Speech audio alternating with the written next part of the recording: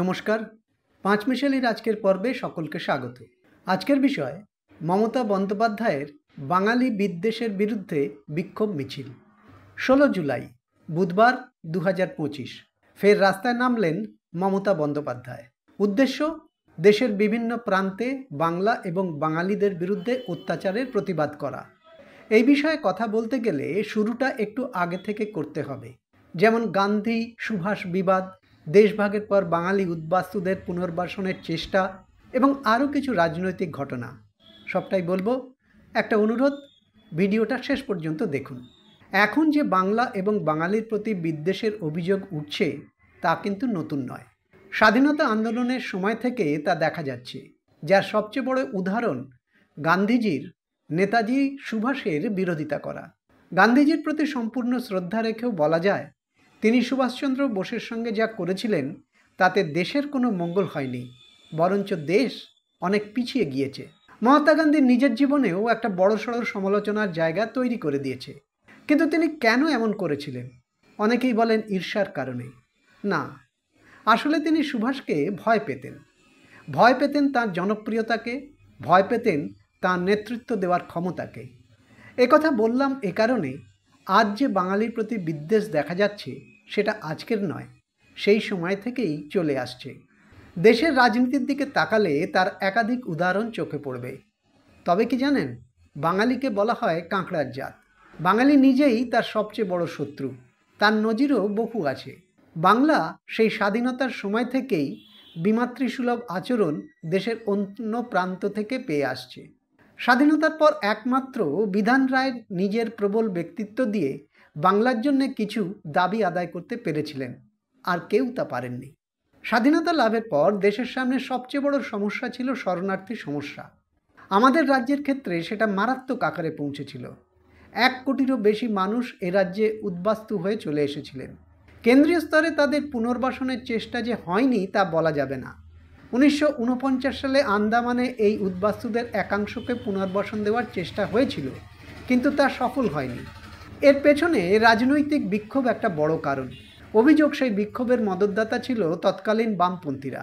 তারপরেও বাঙালিদের অর্থাৎ বাঙালি উদ্বাস্তুদের পুনর্বাসনের চেষ্টা হয় এবং খুব বড় আকারে এই চেষ্টা হয়েছিল, যাকে বলা হয় দণ্ডকারণ্য প্রকল্প। অন্ধ্রপ্রদেশ, বর্তমান ছত্তিশগড়, তেলেঙ্গানা, ওড়িশা এইসব রাজ্যের কিছু অংশ নিয়ে তৈরি করা হচ্ছিল দণ্ডকারণ্য প্রকল্প। এই প্রকল্পের মোট এলাকা ছিল 92,300 স্কোয়ার কিলোমিটার, আর পশ্চিমবঙ্গের আয়তন 88,752 স্কোয়ার কিলোমিটার। ভাবতে পারেন, সেই প্রকল্প যদি সফল হতো তাহলে এই বাংলার চেয়েও আরও একটা বড় বাংলা আমরা পেতে পারতাম। কোটি কোটি শরণার্থীর চাপ নিয়ে এই বাংলাকে নাজেহাল হতে হতো না। মজার কথা হলো, বহু ঢাকঢোল পিটিয়ে এই দণ্ডকারণ্য প্রকল্প 1956 সাল নাগাদ শুরু হয়। বাস্তবে কাজ শুরু হয় 58 থেকে 60 সালের মধ্যে। শরণার্থীদের থাকার ব্যবস্থা থেকে শুরু করে তাদের জন্য জমি মানে চাষের জমি, বিশাল ড্যাম যা ভাস্কল ড্যাম নামে পরিচিত তৈরি করার কথা ছিল। এই ড্যামের শিলান্যাসের কথা ছিল ডক্টর বিধানচন্দ্র রায়ের। এই প্রকল্পের পুঙ্খানুপুঙ্খ বিবরণ লেখা আছে স্বনামধন্য লেখক নারায়ণ সান্যালের উপন্যাসে। অনেকেই জানেন পেশায় তিনি ছিলেন সিভিল ইঞ্জিনিয়ার। ওই দণ্ডকারণ্য প্রকল্পে তিনি নিজে কাজ করেছেন। সেই কাজের অভিজ্ঞতার ভিত্তিতেই তিনি লিখেছিলেন 3টি গ্রন্থ, বকুলতলা পিএল ক্যাম্প, বল্মিক এবং অরণ্য দণ্ডক। এই উপন্যাসগুলি পড়লে বোঝা যাবে বাঙালিদের প্রতি বঞ্চনা কোন মাত্রায় হয়েছে। এত বড় প্রকল্প যেখানে হলো, আজও সেখানে চাষ হয় বটে, সে চাষ কোনো বাঙালি কৃষক করেন না। মধ্যপ্রদেশের কৃষক সেখানে চাষ করছেন। মধ্যপ্রদেশের প্রতি কোনো বিদ্বেষ না রেখেই একথা বলা অন্যায় নয় যে যা ছিল বাংলার প্রাপ্য, বাংলার মানুষের প্রাপ্য, বাংলার উদ্বাস্তুদের প্রাপ্য, তা থেকে তাদের বঞ্চিত করা হয়েছিল। গান্ধী সুভাষের লড়াইয়ের কথা বলেছি, এবার আরেক বাঙালি রাজনীতিকের কথা উল্লেখ করা দরকার। তিনি প্রিয়রঞ্জন দাসমুন্সী। তিনি যখন সর্বভারতীয় যুব কংগ্রেসের সভাপতি হন তখন প্রমাদ গোনেন সঞ্জয় গান্ধী। শুরু হয় প্রিয়রঞ্জনকে সাইডলাইন করার প্রক্রিয়া এবং তা সফল হয়। কংগ্রেসের মতো বাম রাজনীতিতেও বাঙালিকে বঞ্চিত করার একাধিক নজির রয়েছে। সারা দেশে বাম অর্থাৎ সিপিআইএমের প্রধান শক্তি 3টি রাজ্যে, পশ্চিমবঙ্গ, ত্রিপুরা এবং কেরালা। আচ্ছা বলুন তো, এই সিপিআইএম এর সাধারণ সম্পাদক পদে আজ পর্যন্ত কোনো বাঙালিকে কেন দেখা গেল না? সিপিআইএম এর এ রাজ্যের নেতারা এই প্রশ্নে অস্বস্তিতে পড়েন, কিন্তু তাদের এ প্রশ্নের উত্তর তো দিতেই হবে। কেন জ্যোতি বসুকে প্রধানমন্ত্রী করা গেল না? জ্যোতি বসুর প্রধানমন্ত্রী হওয়ার সবচেয়ে বেশি বিরোধিতা নাকি এই পশ্চিমবঙ্গ থেকেই হয়েছিল।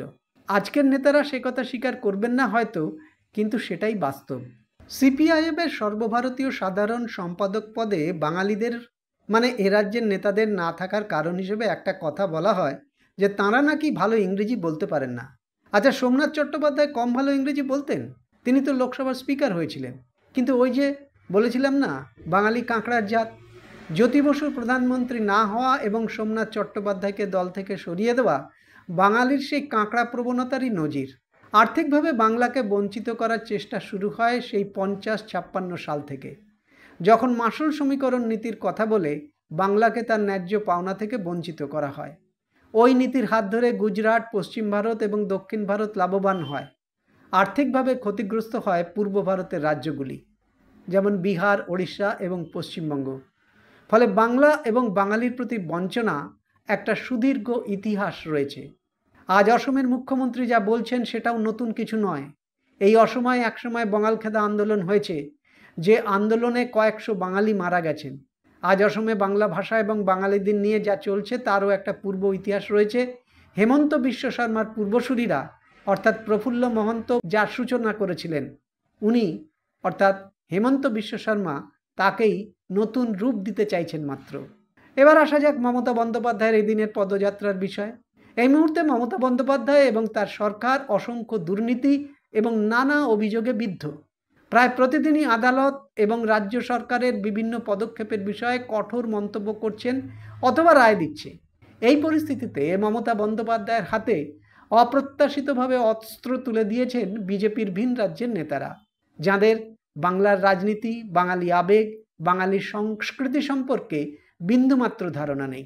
মমতা বন্দ্যোপাধ্যায়ের মতো পোড় খাওয়া রাজনীতিক সেই সুযোগ কাজে লাগাতে বিন্দুমাত্র দেরি করেননি, পথে নেমে পড়েছেন। বাঙালি আবেগকে কাজে লাগিয়ে তিনি তাঁর সরকারের বিরুদ্ধে, তাঁর দলের বিরুদ্ধে ওঠা অভিযোগকে আড়ালে সরিয়ে বাঙালি অস্মিতাকে সামনে আনতে চাইছেন।